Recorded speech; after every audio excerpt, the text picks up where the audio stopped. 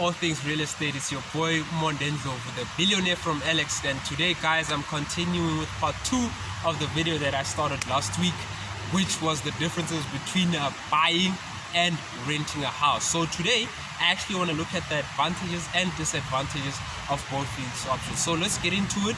Let's start with buying, guys. What are the advantages of buying a house? So number one, freedom, right? We all want to do our own things at our own time, and that is what buying a house does for you. You get to come in whatever time, you play music till whenever, in your house. You get to change the setup in a way that you want. So the first thing is that you get your own freedom. Let's quickly move on to number 2, ownership. That feeling of having an asset, that feeling of stability in your life. It can do wonders for you. It might even increase your way of working. You might even be delighted to say, actually, you know what, I'm actually going somewhere in life, rather than just moving around and not having any direction, right? And then the last one, which is you can build equity on your home. If you buy a house below market value, you can actually build equity on that home, and then maybe later on, if you sell it, you can make a solid profit, right? So I'm just going to do 3 of each, both advantages and disadvantages of buying and renting a house. So let's move on to the disadvantages of actually buying a house. What's the first one? Guys, you pay for your own maintenance. So if anything is broken, if the walls need some painting, it is all on you, right? So not all the time buying a house could be ideally for you, right? So the second one is that the liquidity of a house could be a problem. What are we saying? A house is not a cash on hand asset. It can take time for you to sell it when you perhaps want to move on, or you just need a change of scenery. So it can take time for you to sell it and for you to have that cash on hand. And then the last disadvantage is that property taxes can go up anytime. Depending on the area which you're living in, your property taxes could be very, very expensive in the long run than if you were renting, perhaps, right? And talking about renting, I'm now about to go into the advantages and disadvantages of such. So let's start with number 1. What is the advantage of renting? Guys, I love being a tourist everywhere. Number 1 is that I can move in anytime, I can move out anytime. All I need is just the bag of my clothes and all my personal belongings just to move into that particular apartment or house or whatever where I want to stay, right?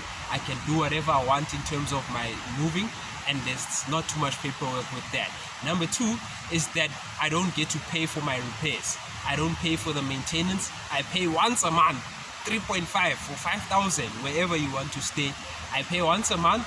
The landlord deals with the rest, right? And then the last one is that I don't need a down payment. Unlike where a house, you might be needed to pay a 5% deposit before you actually move into that house. Now, what are the disadvantages of renting a place, guys? Number 1, guys, they can increase the rent anytime. Landlords can be problematic, guys. Then the next thing, the person takes months and months to fix it. So the issue of the landlord could be a problem. Then the second one is that you can't just make changes anytime, right? So if you want to change maybe your interior or maybe just your furniture, at times, if you need something to be knocked onto the wall, it could be a problem, right? Because that particular estate or that complex might have its own set of rules. Then the last one is that your freedom can be very, very restricted. Now, guys,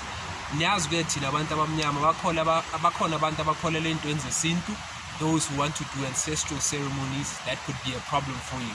In some states, some complexes, you might not be allowed to actually slaughter a cow and do all those kind of things. Those are just one of the examples.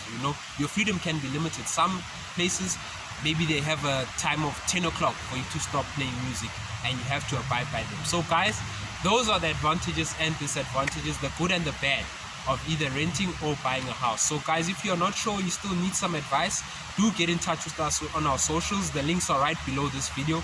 Let me know, what do you prefer currently at this time of your life, and what would your ideal situation be for maybe if you perhaps get married or have kids. Guys, thank you so much for tuning in, and make sure you be great. Thank you.